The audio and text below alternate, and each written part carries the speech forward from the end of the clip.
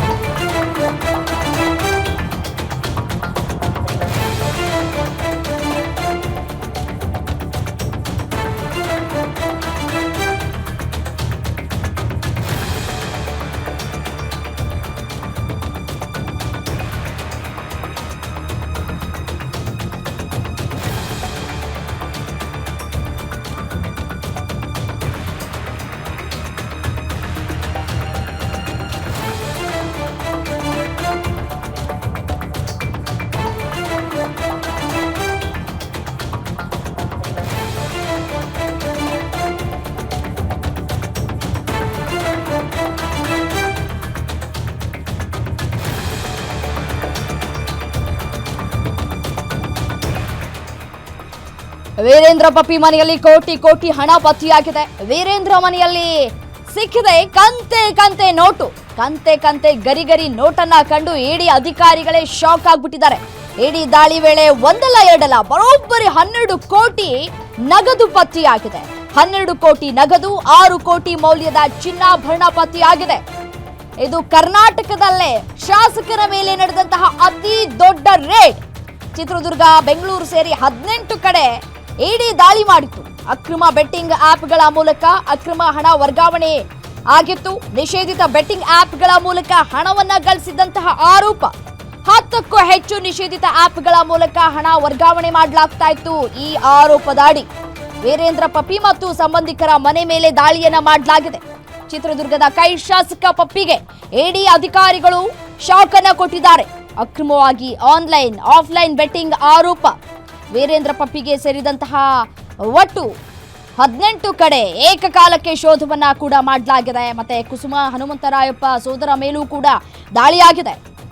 ಅಕ್ರಮ ಆನ್ಲೈನ್ ಮತ್ತು offline betting ಆರೋಪದಾಡಿ ಚಿತ್ರದುರ್ಗದ ಕಾಂಗ್ರೆಸ್ನ ಶಾಸಕ ಕೆಸಿ ವೀರೇಂದ್ರ ಹಾಗೂ ಅವರ ಸಹೋದರರು, ಪಾಲುದಾರರ ಮನೆಗಳು, ಕಚೇರಿಗಳ ಮೇಲೆ ಇಡಿ ಅಧಿಕಾರಿಗಳು ದಾಳಿಯನ್ನ ನಡೆಸಿ ಶೋಧ ಕಾರ್ಯವನ್ನ ನಡೆಸಿದ್ದಾರೆ.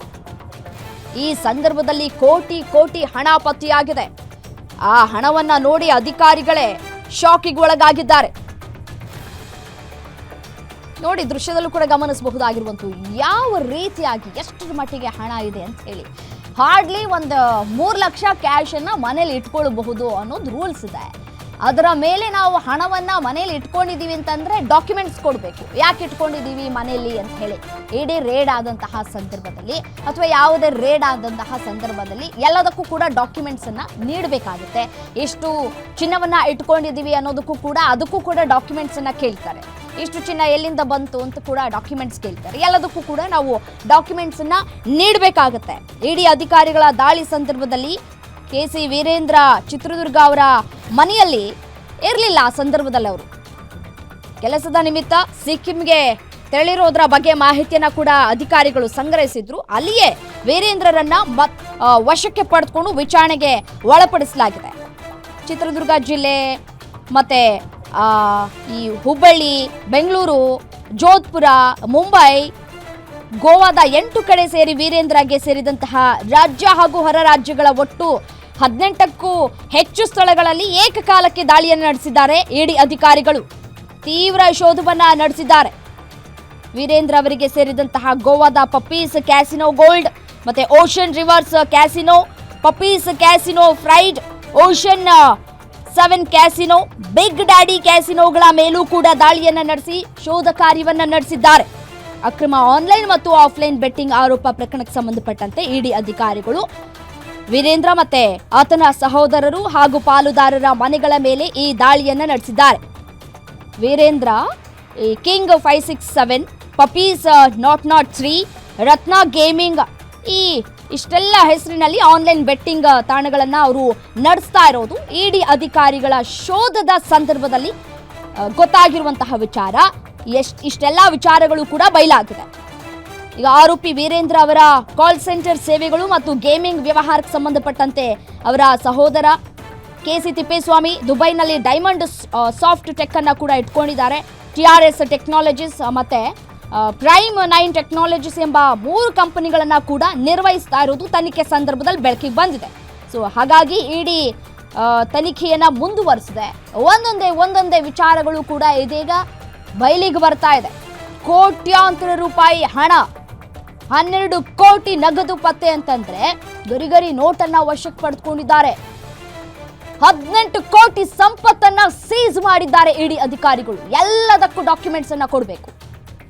ಯಾವ ರೀತಿಯಾಗಿ ಸಂಪಾದನೆ ಆಯಿತು, ಯಾವ ರೀತಿಯಾಗಿ ಹಣವನ್ನ ಸಂಪಾದನೆ ಮಾಡಿದ್ರು, ಯಾಕಾಗಿ ಇಷ್ಟು 12 ಕೋಟಿ ಹಣವನ್ನ ಮನೆಯಲ್ಲಿ ಇಟ್ಕೊಂಡಿದ್ರು ಅನ್ನೋದಕ್ಕೆ ಎಲ್ಲದಕ್ಕೂ ಕೂಡ ಡಾಕ್ಯುಮೆಂಟ್ಸ್ ಕೇಳ್ತಾರೆ ಇಡಿ ಅಧಿಕಾರಿಗಳು. ಅಷ್ಟು ಸುಲಭ ಅಲ್ಲ.